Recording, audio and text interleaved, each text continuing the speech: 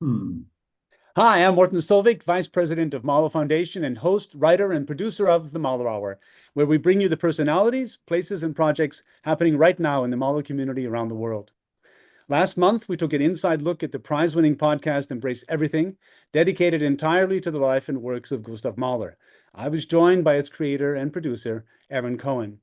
Remember, you can see this show and all past Mahler Hours on our website and on our YouTube channel. For this episode of the Mahler Hour, we will continue to explore the resources around Mahler's life and works that are available to all of us online. One of the most comprehensive projects of this kind is being led by the International Gustav Mahler Society, and for the next hour, I'll be joined by its current president, Christian Utz. Before we get to the details, let me remind everyone attending live to post any questions you might have to the comments section. We'll get to these at the end of our show. Don't forget to include your name and the country you are writing from. Also, the Mahler Hour is brought to you by Mahler Foundation. So if you want to support our activities, please become a member. Just go to the website at mahlerfoundation.org for all of the details. There are many ways to enjoy Mahler, of course, listening to a recording or attending a concert, maybe reading a book. As information technology has evolved, so too has the availability of resources online. Today, we can not only listen to music on our devices, we can also hear podcasts like Embrace Everything, which we explored last month, watch discussions like this very show, the Mahler Hour, see films, even look at manuscripts. Today, we want to introduce you to a number of such resources, information available to you and at your fingertips on the web. There's something here for everyone, from someone just getting to know Mahler to the experts who want as many details as possible. I want to introduce our guest today, Christian Utz, President of the International Gustav Mahler Society. Welcome to the show, Christian. Thank you, Morten. Thanks for inviting me. I've asked you to join for this discussion because it reflects a key element in the purpose of the society. You serve as president. So tell us about the society, its founding, and its mission. Yeah, so first of all, thanks again for inviting me to this forum, to this wonderful Mahler Hour. And I think it's wonderful that we have tightened our contact over the past year, and to the benefit, of course, of exploring Mahler's music. And the International Gustav Mahler Society now is in its 70th year already. So we're celebrating our 70th anniversary this November.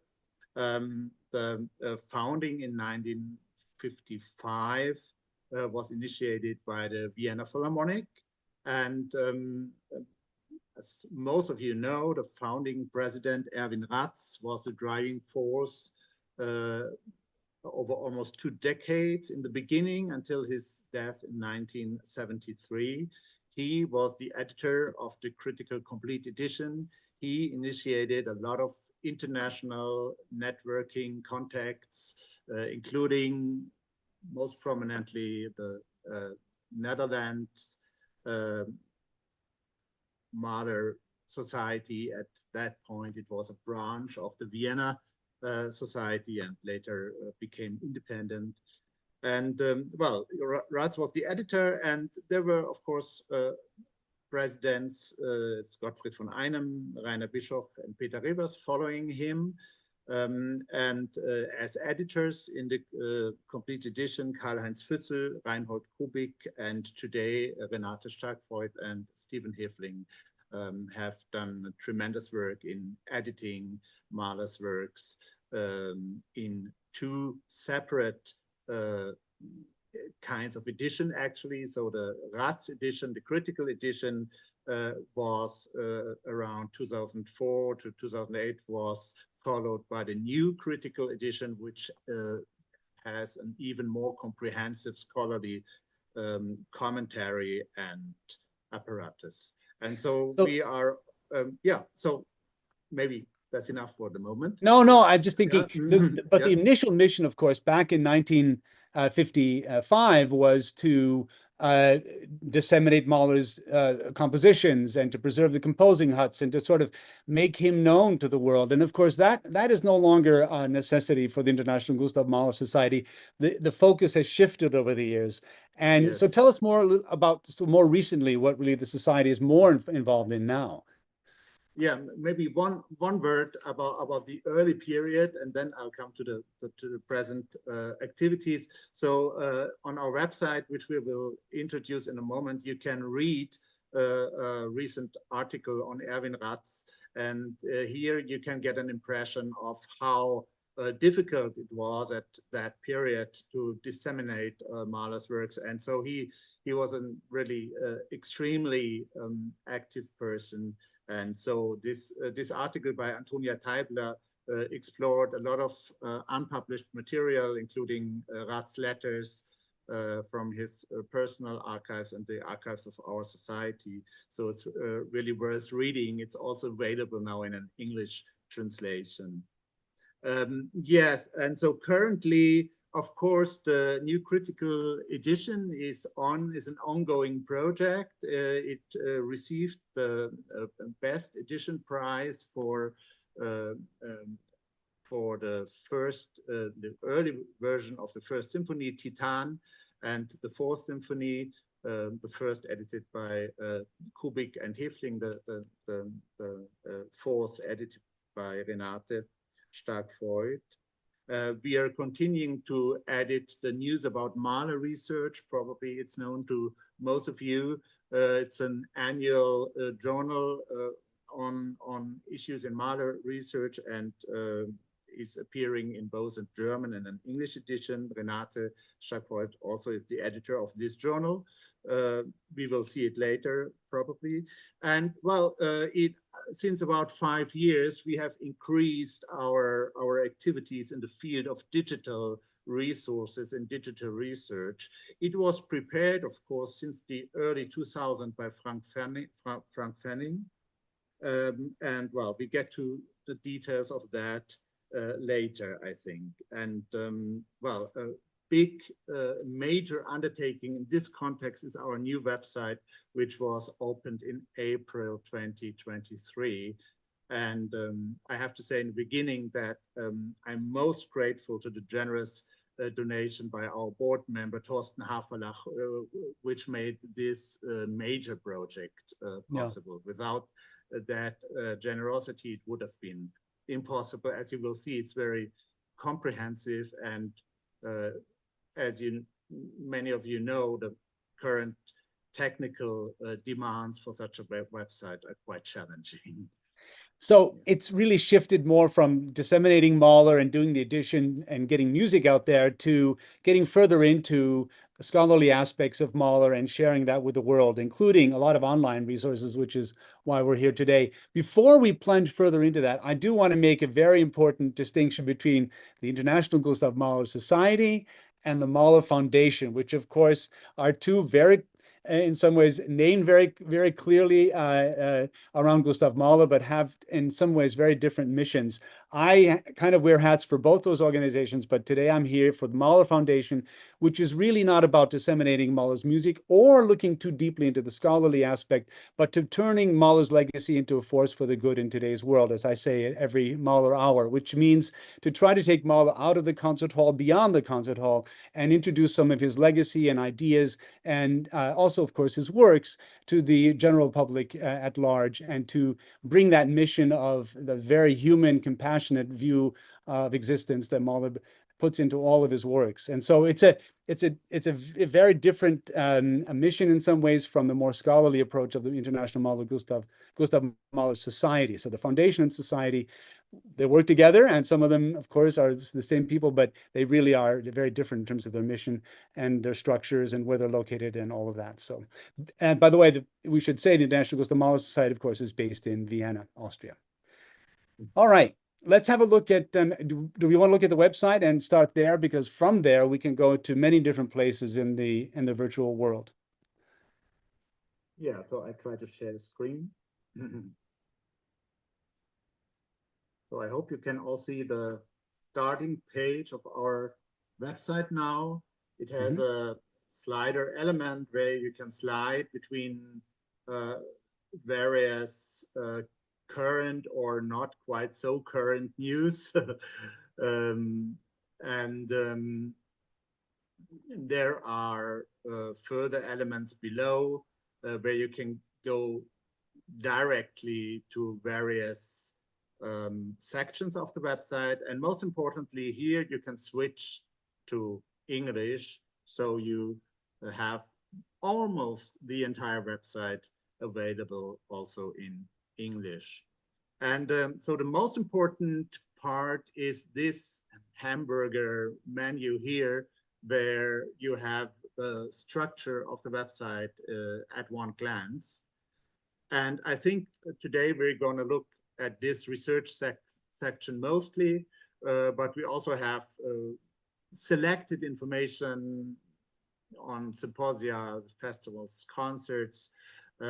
Here, I have to especially mention the article by Peter Revers, the current vice president, on the history of our society, which is very succinctly summarizing the main periods and challenges that were faced over the decades.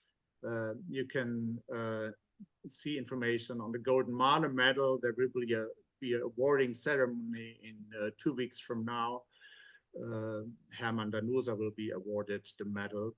And well, here you have further mostly technical sections, although here the Mahler resources is something that we will look at later. And don't forget membership. Well, of course, yeah. So here you can get information on membership and the benefits of a membership. So as I said, as a member, you will get the free copy of the news about Mahler research. You have access to all electronic issues of this journal. And of course, you are involved in all the activities of our society. And I should just, you'll see it up on the screen soon, but it's Gustav Mahler.org is the URL for those of you wondering. All right, let's you said we're going to start with the Mahler's works, which is of course a very good place to begin.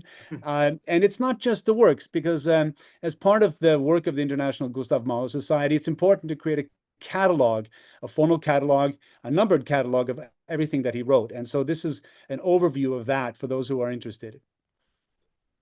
Yeah, it's surprising that this kind of catalog did not really exist until Federico Celestini, who's also on the board of the society, and me started creating or compiling this catalog. So it actually tries to list all completed works as well as unfinished works and arrangements by Mahler in a more or less chronological order. Of course, you know that this is quite tricky. There are often different versions of the same work at different periods. So there are quite a few discontinuities in the compositional history of many works. And also we have this kind of entanglement between songs and symphonies, which makes a chronological order quite challenging. But in the end, we found that this is the most convincing way to structure the works. And here we have made a kind of subdivision into 4 periods just for overview's sake. So this actually does not contain much more than the number for each work and the basic instrumentation, as well as you can see 2 links, of which mostly only one is active, namely the link to the complete edition. So when you go here, you will be guided to, oh, so this didn't work. You should actually be guided directly to the respective work, like here. So you guided to the first symphony. Here you can see the cover of the symphony, and well, I'll say more about the complete edition in a minute. Well, maybe, yeah, let's have a look at it quite now. So you would be brought to the respective edition that contains the specific song or any work that you would research. And here in the complete edition section, you would also find a chronology. So you can start from bottom to top. You can see which volume was edited first, which was the Seventh Symphony in 1960. And then you could follow how this edition evolved. And on the top for the new complete critical edition, you will also find links to Universaledition, where you can also scroll through these more recent editions and find additional information. So if we go back to the catalog, we'll see that it's broken into 4 major areas. The complete works, maybe you can show us that, so that we have a sort of go from the top to the bottom here. We have the complete works, unpublished, unfinished works and fragments, arrangements, and lost works. Lost works being documented, but we don't really have anything from them. Arrangements, of course, he famously arranged a lot of things. We've kept this catalog limited to some of the more easily documented work that he did, but we still are looking at, for instance, the arrangements of the new instrumentations of Schumann and Beethoven, etc. That's something that still we're looking at. But let's go further into the catalog. I think you and I were looking at the Fifth Symphony as a particularly good example, because this is, as you've mentioned already, a work in progress, and it's being built out as we speak. But some of the work is more advanced than others, and one of the pieces that really we can show in more depth is the Fifth Symphony. So why don't we take a look at you can see that Mahler Online here is in a different color, which means that it's a live link, and we can go into that and see what we find there. Yes, Mahler Online takes us to another project. We should probably describe that briefly. Yes. So Mahler Online has been developed by the current board of the society since about 5 years. So it's already a kind of long-term project. And the basic idea is that it builds a repository which unites various digital resources on Mahler, and most importantly, rather comprehensive catalog of all written sources that we have on the diverse works of Mahler. And so the idea of these links here is to link the work catalog with the more specific information you will find in Mahler Online. So this is only a test version. It's not the official site yet, but I activated the link just to demonstrate how it would work. And at the moment, it's also available in German only. But for your convenience, I will activate the Google translation, which will make it maybe easier for you to follow. And so I want to say one important thing. I'm sorry, Christian, I'm going to interrupt you, because there is a Schubert Online, there's a Bruckner Online, there are several projects like this worldwide, and Mahler Online is a later sort of rendering of the same idea. I just want people who are interested in maybe Schubert and Bruckner especially to go in and take a look at this as well. It's a very similar adventure. Yeah. Those projects are further along, in fact. Yeah. Lot of things are coming up. Brahms Online. Brahms, is now active, and Wagner and many things. So yeah. And yeah, of course, I have to mention that this project is funded by various institutions, as you can see. Most importantly, the Austrian Academy of Sciences and University of Innsbruck, as well as parts of my research project funded by the Austrian Science Fund in Graz at the Music University Graz. So as you can see, we have various headings here, the basic information here, the movement parts, which is interesting, especially because it includes the incipits, so kind of piano or particello reductions of the beginnings of these works. You can also zoom in these attempts at showing the respective beginning of each movement. which is a kind of standard in this kind of work catalog, of course. But in Mahler's case, some movements are particularly difficult to realize in this form.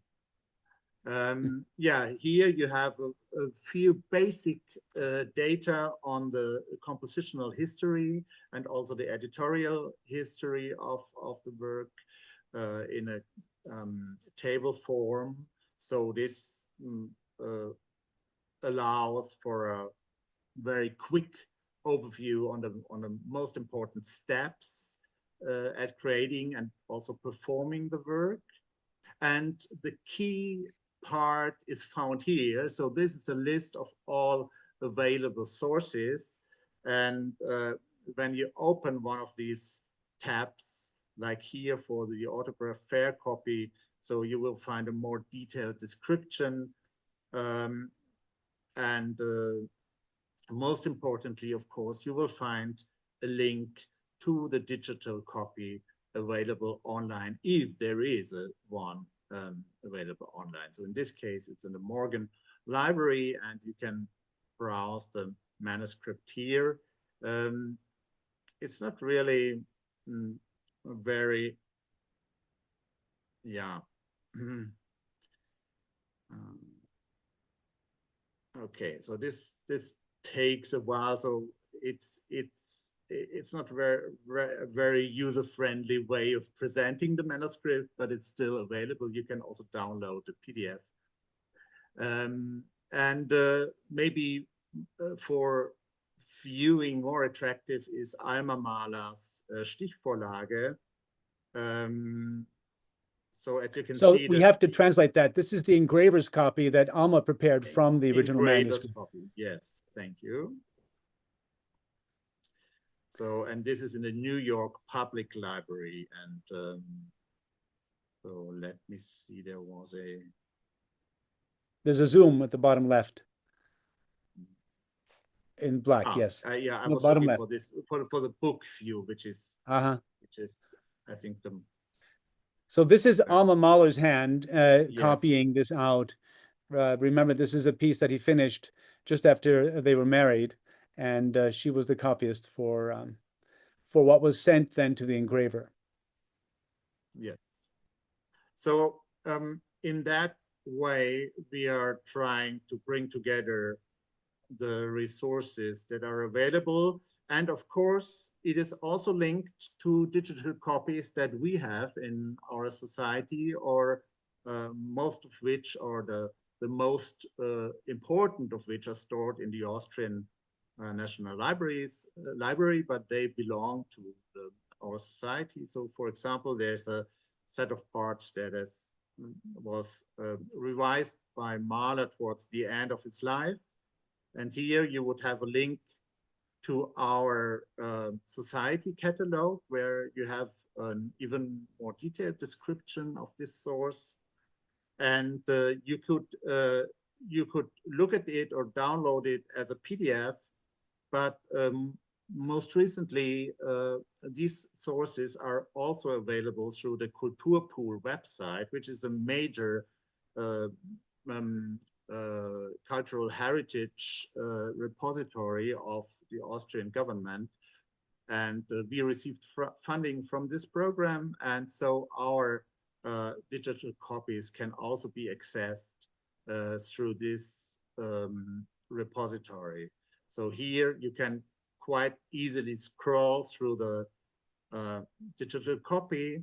And actually, if you look at something like that, you can see the changes that Mahler made to this part. And there are some more, like here, for example, he added some bars. So that was the most important source for Reinhold Kubik when he re-edited this work in 2001. Mm-hmm. I want to pause just for a moment, and maybe we can get back to the conversation just for a second. I think it's important that when we go through all of these connections to the catalog that you've been looking at, that there are a host of libraries that may not be Mahler related, but may be Mahler related. And because you're describing a work in progress, there are many collections around the world that are digitizing and that do have Mahler. And for the time being, that might take some research, but we could recommend a couple of them. You've mentioned the New York Public Library. You mentioned the Pierpont Morgan Library. There's also, of course, the Austrian National Library, the City Library of Vienna. Then there's also the Rosé Collection at the University of Ontario. And there are many types of attempts to digitize as we go along. And the more that the Mahler Society and the Mahler Online project work together, the more of these things will automatically connect. So a word of maybe warning, but also encouragement to our users that everything won't be connected yet, but there are indeed many wonderful collections. Christian, you and I have decided we want to try to work on a little bit of a document that we can put on the Mahler Foundation website and maybe even on the Mahler Society website as well, just to tell people a little bit more about where they could look, maybe give them some links that would take them on their own journey into some of these questions where it's not all cataloged and connected quite yet. So there's much out there, and I think leafing through one of your favorite Mahler symphonies, if it happens to be online, is a tremendous experience. Just if you have a score at home and then you look at it in Mahler's hand, it's certainly one thing. If you really want to get into the nitty-gritty, you saw that whole page of sources for the Fifth Symphony. Some of them are just, a few bars of sketches. Some of them are related to parts. Some of them are related to earlier or later in the process. And there you can really make an incredible journey into how this piece all came together.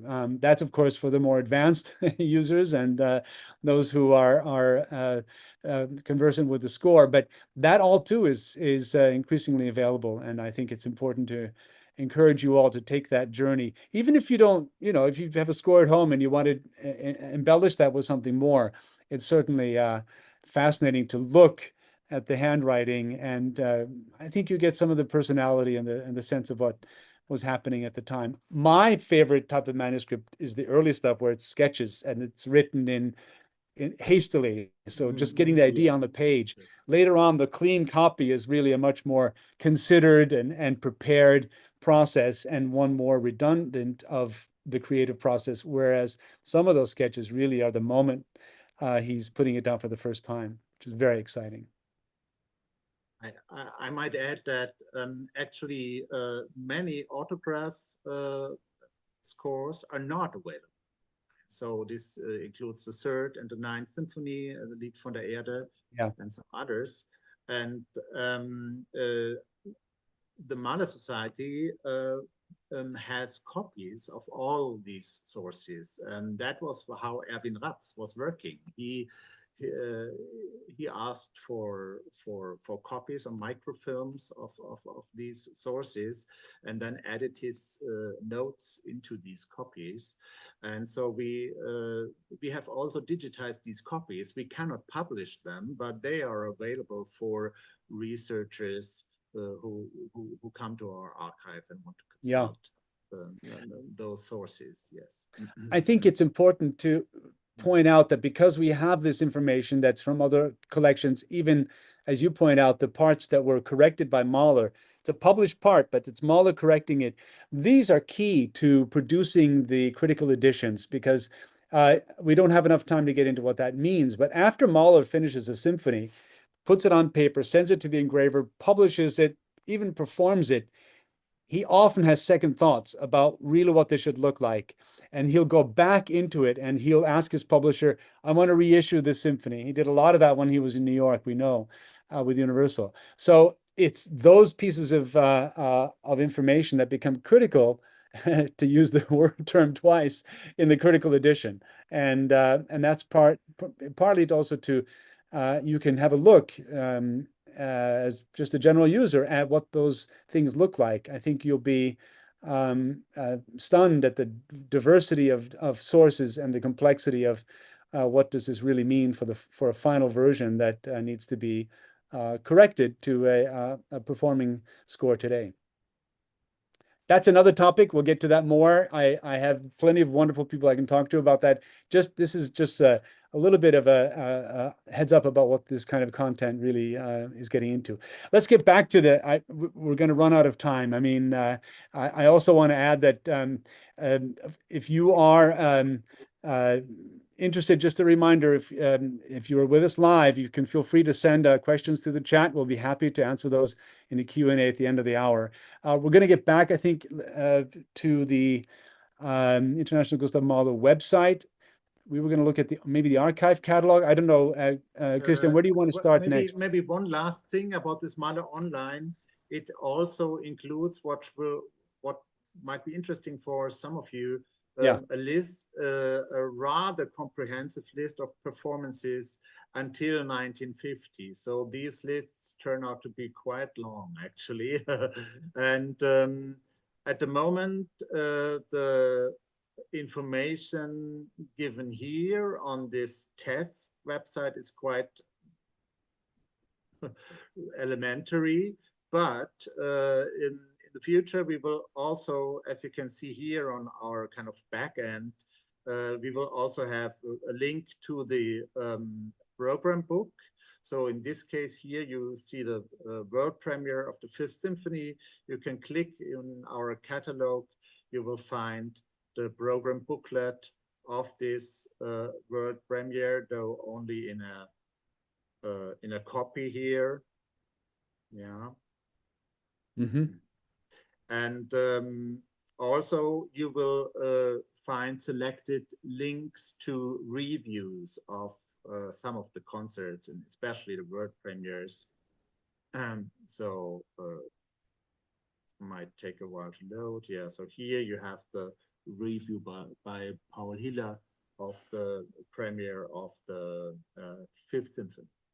I also want to point out, while we're talking about this, for the non-German speakers watching, the translation, the live real-time translations now of this material online tend to be very, very high quality. So if you take a look at an old text, and if it's, as long as it's been scanned properly, there's text recognition, which means it can be translated on the spot by your browser, or if you need to, you can copy it out and get that done with a translator. So all of this is available to you in your language. It doesn't have to be English. It could be Spanish or French or pretty much any language that's available through these translation services now that are pretty much automated and really changes entirely the accessibility of this material.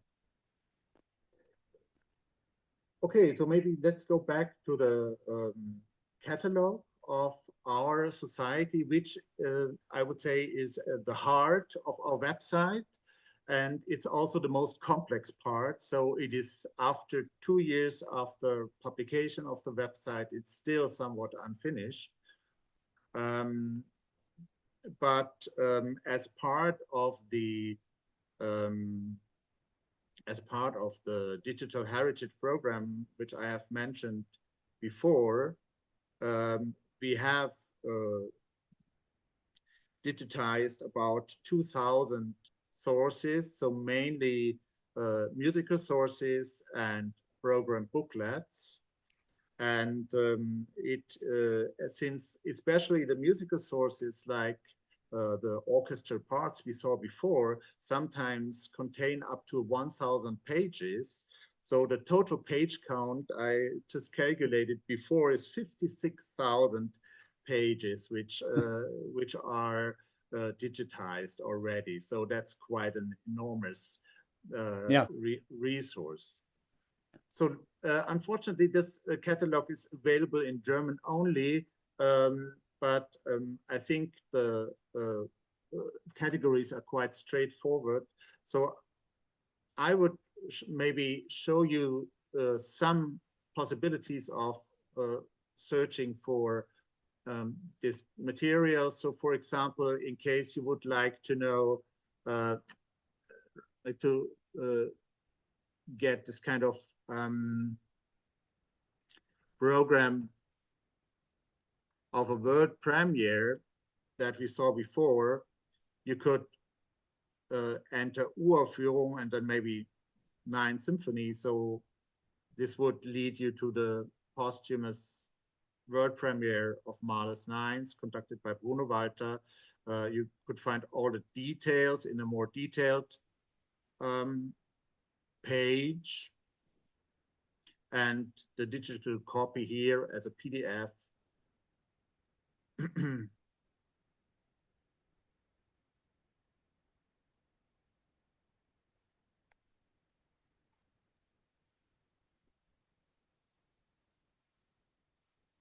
So this is the program book to the world premiere, the posthumous world premiere of the Ninth Symphony, if I understand you. Yes, yes.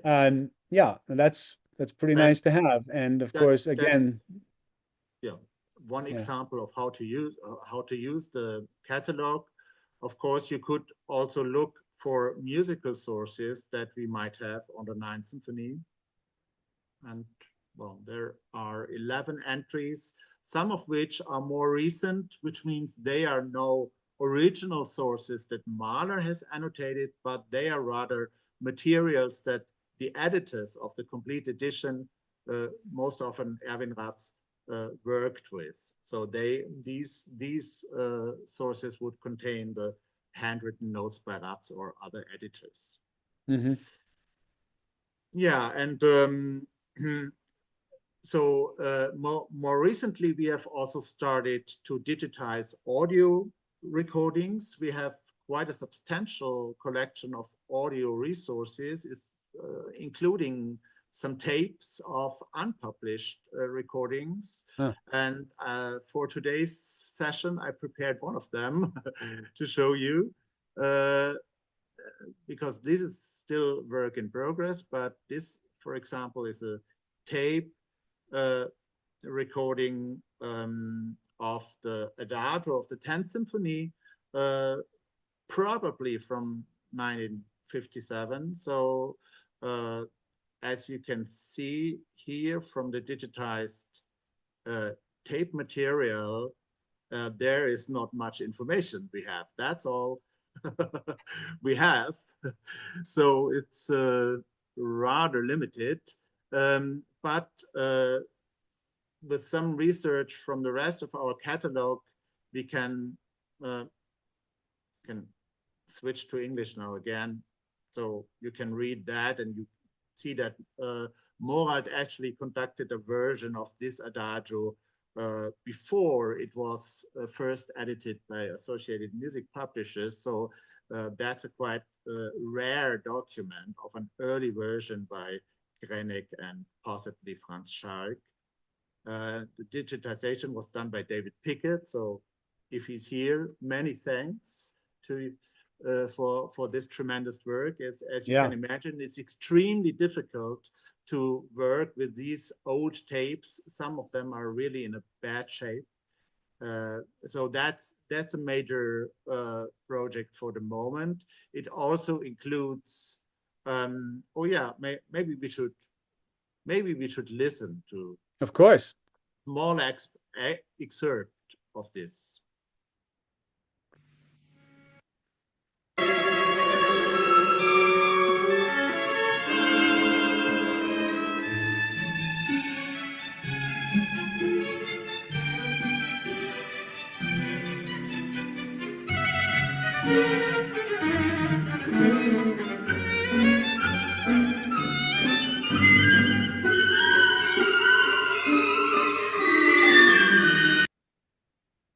Yeah, so that's surprising good quality. Yeah. Yeah. Which is quite rare in the case of the tapes. Yeah. And so we are also working on the LPs. So those LPs that are published more than 50 years ago, they can probably be published online, and we focus on those that are not yet available through YouTube or other sources. So that includes this early recording by Bosamsky of the First Symphony. And so here you would go to the respective recording, and then you can play it back.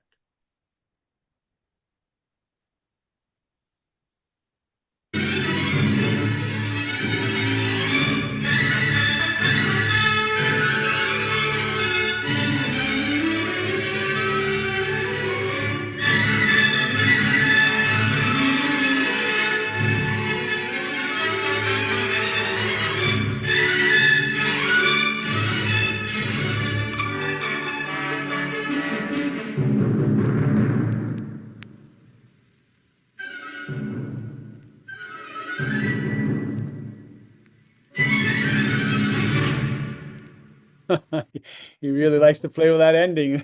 That's great. Yeah. Oh, wonderful.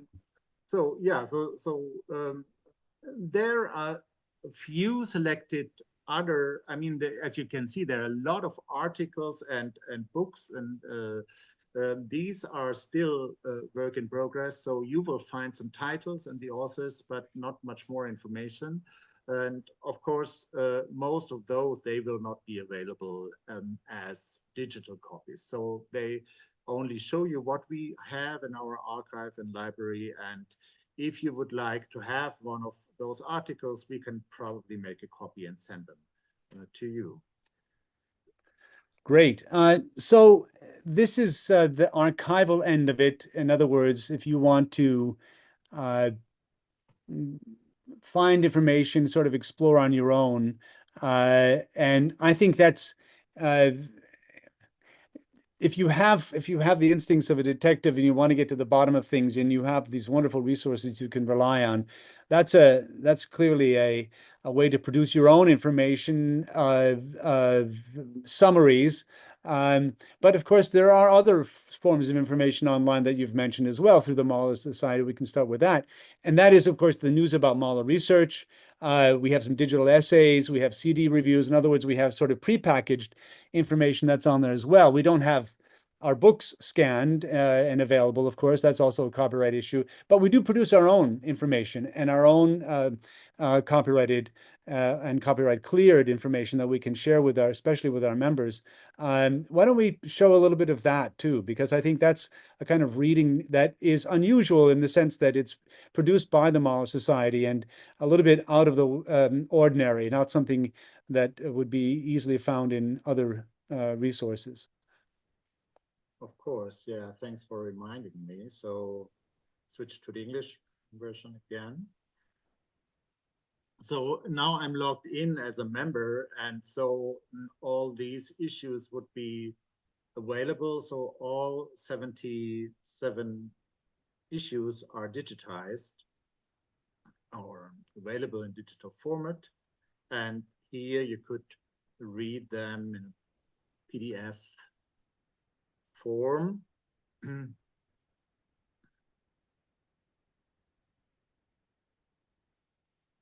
Let's just have a look. Yeah, let's have a look at the cover just to give people a sense of what kind of topics come up, and explain that these are articles that don't show up in other, very rarely are they published anywhere else.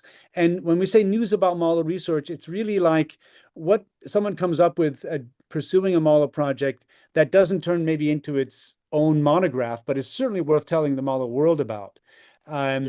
And so these are things that people come up with, and they are also smaller projects that become these articles that they share with the Mahler world through our publication. And we're very grateful to our contributors for this because it's a kind of variety and depth that is really very, very rewarding. Can we see the beginning of I just want to see the table of contents so people have a sense of sorry. just the topics here. So Schumann's multitudes, Mahler's retouchings. That's a big topic for many of us, of course. There are now recordings of Mahler's retouchings of Schumann symphonies, Peter Gülke, and Mahler's virtual simultaneity. And you talked about symphony. Yeah, and you talked about Antonia Treibler as well just today.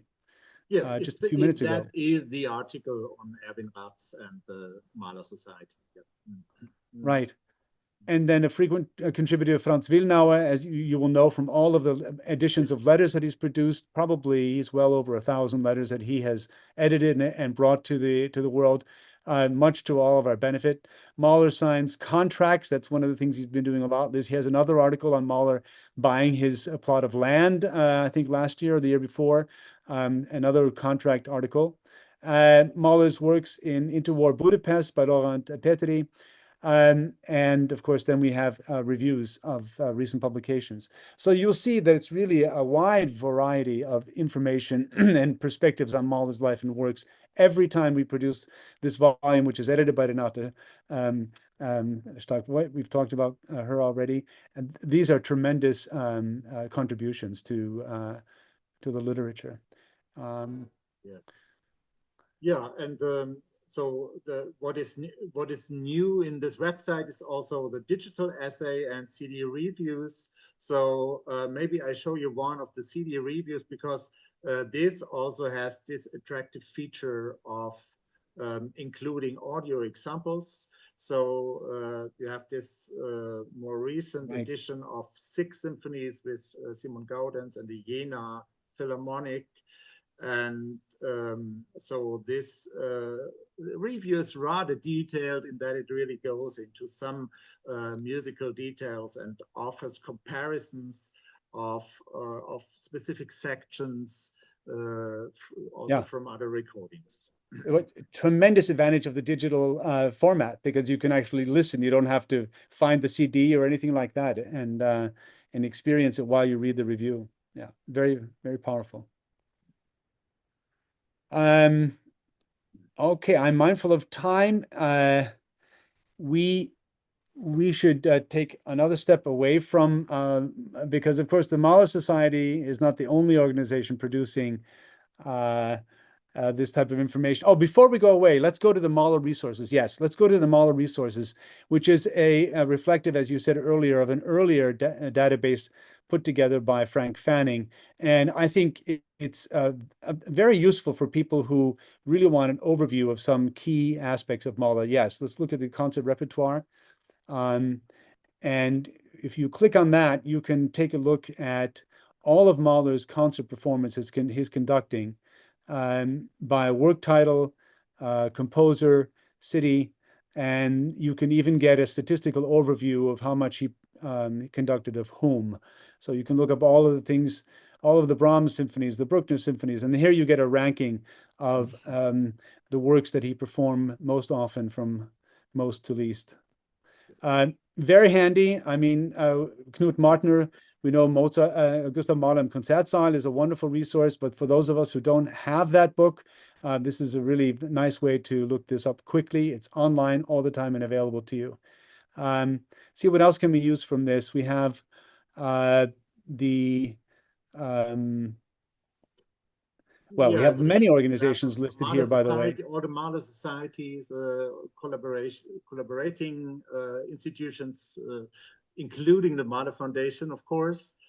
And some of the libraries you mentioned before, and maybe we could have a short look at Paul Banks' let's take a look at this, which is an extremely helpful project already online since quite a few years, but still limited to the 2 first symphonies. Compared to Mahler Online, it is much more detailed. So it really goes into the utmost detail of the sources, including the type of paper and things like that. So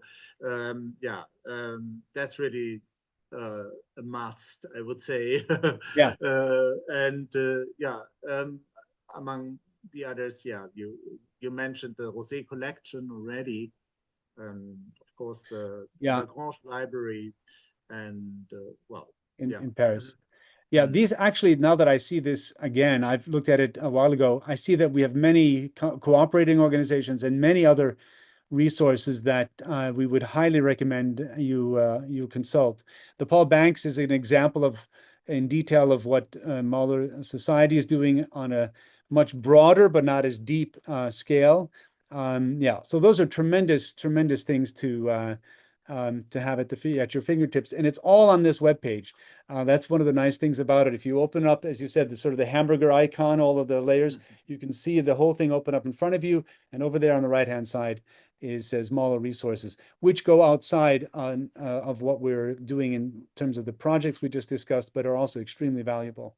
And we'll try to keep that up to date. And anyone out there who may be producing this kind of work, please let us know. And one of the missions of Mahler Foundation and Mahler Society is to keep in touch with our Mahler societies around the world, Mahler organization interests. Anyone producing this kind of information, you're more than welcome to share that with us, and we'll try to integrate as best we can your work. As I have to say also, for Mahler Foundation, we have a tremendous sort of Mahlerpedia where you can go in and you can pretty much ask any question of the database, and you'll get 3 or 4 or more hits with background information on almost every virtual nook and cranny of the composer's life and work. So that's another tremendously important resource that I know many of you use as well, mahlerfoundation.org. Yeah,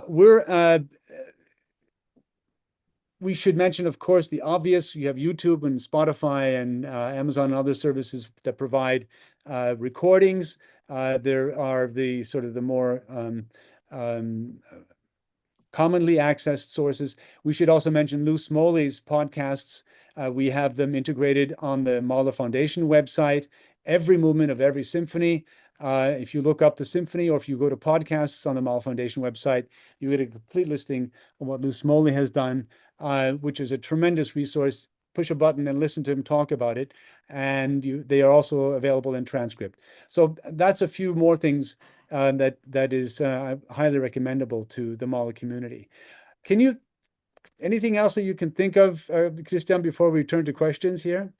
Well, I think we should turn to the questions. I mean, obviously this list is ongoing, but I think you mentioned the most important ones. So, yeah. Yeah. Okay, well, we do have some time for questions, and there are some coming in here. A couple of them are rather more involved, and some are very specific. But let's. This is Sixtus Beck-Messer writing. Years ago, the International Gustav Mahler Society site used to have a page insisting on the correct order of the movements of the Sixth Symphony. Does this still exist? If not, what is the current opinion? Well, I mean, the new critical complete edition of this work, edited I think in 2012 by Reinhold Kubik, it has the Andante as a second movement. So so that's, I mean, well, that's for everyone to see. And of course, everyone, I think even everyone on our board can have his or her individual opinion on that question, but the printed source says that the Dante is second. Yeah. And actually that's how I heard it most often in recent concert performances. Yeah. Interesting. Well, it's the only order that Mahler ever performed it publicly. Yes. Yes. It was always Andante's second. Yeah. The confusion arises from having published it at first with the Andante, the Scherzo, the second movement, and Andante third, and he changed his mind when he actually had a chance to hear it, which was maybe a hasty decision to publish before the world premiere, which in fact happened, and he didn't perform it, I think, more than 3 or 4 times, and it was always Andante second. So I think that the historical obligations of the Mahler Society were to Mahler as a performer, and not only, you know, the manuscript evidence, which clearly he insisted on, and those movements being changed later. So there's a lot of argument in favor of this. I think the question is, does a version have to be sanctioned by the International Gustav Mahler Society? Is there sort of a correct order, which I think is what the question also alludes to? There was a type of sort of papal authority that seemed to be admitted by that. I don't know if we're still taking that stance. I would not. I would not. I mean, I'm not the editor of the complete edition, of course, but in my opinion, and this is documented in the Mahler Online project, you can see how complex the evolution of these works has been. And so this critique génétique, so the new philological approach actually considers a work as a constant process. And I mean, as you said before, Mahler often changed his mind even after editions had been published. And so I would think that both orders are perfectly possible and make musical sense. I mean, that was the opinion of Erwin Ratz, of course, who was very strongly influenced by aspects of structural analysis. Yes. That the scherzo and the first movements are so similar in terms of their material that it only makes sense to hear them one after the other. And that is also a strong argument. So, yeah. In fact, that's the very argument you could use against the ordering, because there's a letter by Mahler, I think it's a letter or a comment, where he says, I don't like too much similarity between movements, Yes, and yeah, the great. harmonic continuity would have bothered him, according to that comment anyway. So I mean, there's another way to look at that, of course. But I think an open-mindedness and the sort of the idea that this is a flowing process, and that probably both versions are certainly historically grounded and make musical sense of their own accord, and probably better to leave it at that, I would say. I agree with you, Christian. A question from Raymond Chan. Mahler Foundation website also has a lot of valuable resources. In other words, not Mahler Society, but Mahler Foundation, which of course we didn't highlight too much today, given that you were in the spotlight. Some maybe with a different focus. Any plan for collaboration or cross references between the websites for easier access or projects? Yes, so actually we have already started a collaboration in the field of discographies. So I only shortly mentioned my Graz research project, which is on the recordings. So it has a very systematic approach to the full corpus of recordings of Mahler symphonies.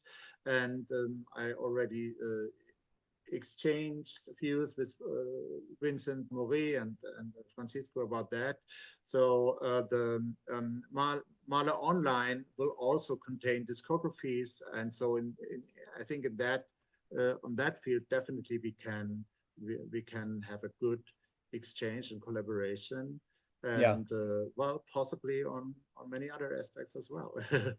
Well, we mentioned the Louis Smoley's podcasts. I think you've also Yes. been using that, Mm, and as you say, the discography by Vincent Maury is really mm, quite authoritative and of great interest to people who want to use one. It would be it's kind of silly to reinvent the wheel when Vincent has done so much work on that project. So yeah, I also foresee it being possible for us and Mahler Foundation to link to uh, uh, when I would say when Mahler Online and some of these other resources that we talked about today are a little bit further expanded and deepened, that it would be very easy for us, I think, to include links that would take you all to the more scholarly inner workings of the projects that you described today, Christian. It would be a very valuable connection into that kind of work. So I foresee that happening for sure. mhm. I have another message from Anna. Anna, super greetings from Rome to Christian and Morten. Would be a good thing to also have a digital edition that could be a genetic one. Are we thinking about digital editions? I think that's also at the Yes, crux of the question. definitely. Of the So we works, are. I'm assuming you mean the works. I'm preparing a project in Graz together with a colleague from Germany, and we hope to develop a kind of prototype for a digital or hybrid edition that includes comparisons between different versions or variants of the same musical sections and same musical material,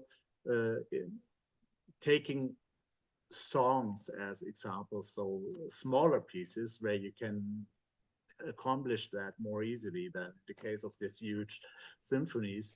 And most importantly, it should also include aspects of performance analysis and performance history. So, for example, comparison of different recordings, especially historical uh, early recordings. So that is the plan, but it is still a while to to develop and to get there. Yeah, it's a level of complexity that it also has to be thought through on the digital format. Tell us a little bit about the genetic, because I think people may not be as aware of what that term implies. Yes, well, I think it's the idea that it's not only counts what is on paper, but that also there are many. The context of the work is very important, and also that there is no ultimate version in many cases, at least. But rather a process. The work is ongoing when it is performed, And you know, conductors or performers, they make their own, create their own versions, so a work continues to live after it has been completed. And so that's, yeah, that's something that's very attractive, especially for me as a coming from performance studies. That and I think Mahler is the extremely interesting case for that. Absolutely. I mean, I think sometimes of him rethinking his orchestrations depending on what hall he's in or how good the first flutist is. I mean, there are all kinds of weird things that are happening in those retouchings of his own scores that are pertinent to, you know, the acoustics. And, you know, what do we do with that? I mean, to take a really honest and deep look at that, of course, the level of complexity would be enormous. But these are the realities we live with when creating an wood text. Like, this is it. Well, it's much too flexible, that whole process, even as we know with Mahler, but even in the phenomenon of creating something that rigid, we're moving away from that, but we're facing limits in terms of its presentation. But who knows? Things will At the develop. same time, of course, there have to be clear criteria of what was preferred over something else and for what reason. So I think That's right. that's also, it does not mean that you can in a way create your own version as Right. you like. So Right. It's not your own. So that's maybe yeah. Yeah, that's Yeah, a that's good also point. important to mention. That's very important. You can't just create your own truth. I have a question or a comment. I see if there's also a question here. John Knapp writes, "You do an incredible job of inserting and overlaying commentary on the music so that it's never disruptive, but instead always illustrative and additive. So many promising music podcasts and audiobooks have failed to do this, to my great frustration. So one, kudos." I think this may refer to last week. Is that correct? Yes. Sorry. This was from last week. I have another question here from Anthony Raumann. How are the sources vetted and selected? The restrictions arising from copyright, and how are the musicologists who provide the notes for each work selected? Yes. Well, sorry, I should have mentioned this earlier. So in our society catalog, the comments on the musical sources were completely revised by Renate Stark-Voigt. We had descriptions, earlier descriptions from earlier editors or members of the society, but they were often inaccurate. So Renate did a great job in revising these. And for Mahler Online, well, we are referring mostly to the critical complete edition for obvious reasons. So these, especially the more recent volumes, include rather detailed descriptions of the sources. And in addition, of course, we try to consult literature or well, any source available on these musical sources and compile them into our online descriptions. But well, so the principle is to keep these descriptions quite short, just as an overview. So in contrast to Paul Banks' catalog, which is much more detailed, and so yeah, otherwise the catalog would never be completed. And so hopefully, in that with that perspective, we could complete it within the next few years. Here's a note from Lou Smoley. "Hello, Christian. Thank you for your comments, especially since we met last year. You're doing splendid work. I've read your book on globalism in music. Given what appears to be a growing Orientalist in Mahler at the end of Mahler's life, any evidence of such an increasing Orientalist in Mahler come to the attention of the society?" Well, I mean, I wouldn't say that at the moment this was a big topic for the society, although I can say the Lied von der Erde, of course, this the work in question, is currently prepared in a new edition, which probably come out this year. I'm not sure if this aspect will be touched in the comment section, but I know that there are scholars now in China and in Hong Kong and other places that are working on these issues. And so I think there's a new there are new perspectives, also some critical ones Of course. coming up on this topic Yeah. recently. Yeah. That's a fascinating topic. I would love to Mhm. put in my 2 cents now, and I won't. It's so much to talk about. Really Yeah. quite wonderful question. We can And have a Mahler hour. yeah, we could do a whole Mahler round, certainly, on the Orientalist Mahler or not, in Mahler / Bethge / all the French editors in between. Okay, so and a comment from Evelyn Nichols. We have a very interesting letter from Mahler to Mengelberg after he wants his score back after hearing the hall in Antwerp. So this goes back to what I think the comment that I made about acoustics and needing to touch up parts in response to what he knew would be the acoustical result in a particular hall for a particular performance of a particular work. Yeah, I have something to add to your list of digital resources you mentioned before, because Fritz Zwart from the Den Haag archive and a Mengelberg scholar, he kindly sent us all digitized Mengelberg Mahler scores, and he said that they would soon be available online. So that's of course a major Oh, resource for all Mahler scholars, and oh yeah. they are really, I think most of you have probably seen Mengelberg's score before, so they are incredibly detailed in their annotations. So yeah, that's really Oh, that'll be fantastic wonderful. new resource which is coming Yeah. up soon. Oh, great. Thanks for letting Yeah, us know. yeah. Okay. We're past the hour. Just I want to thank you very much for the hour. I have a few announcements before we end our show today, but thank you once again. It's been wonderful. Thanks for having me, and yeah, all the best. As mentioned last month, Mahler Foundation will be presenting an event at the Concertgebouw Mahler Festival on the 17th of May that will include a world premiere by Sebastian Black in a concert conducted by John Warner. We'll also be receiving the Foundation's Mahler Award. I'll be interviewing Marina Mahler, the composer's granddaughter, and Simon Reinink, the director of the Concertgebouw. And we're hoping to stream it all in our May edition of the Mahler Hour. For those of you who are at the festival, I'll be presenting all of the evening pre-concert talks, and I would love to meet you and say hi. So if you're there, please come to the talks, and we can talk some more. The Mahler Hour is brought to you by Mahler Foundation and contributors around the world as a monthly streaming event bringing together individuals interested in the composer, the thinker, the humanist Gustav Mahler, as we explore not only his life and works, but also how his legacy still informs essential aspects of the human experience and how we can turn that experience into a force for the good in today's world. Become a member and support our activities. I want to thank my guest today, Christian Utz, for joining us today, as well as our production team, Marco Ayala and Monica Anguiano, for our executive director for administration.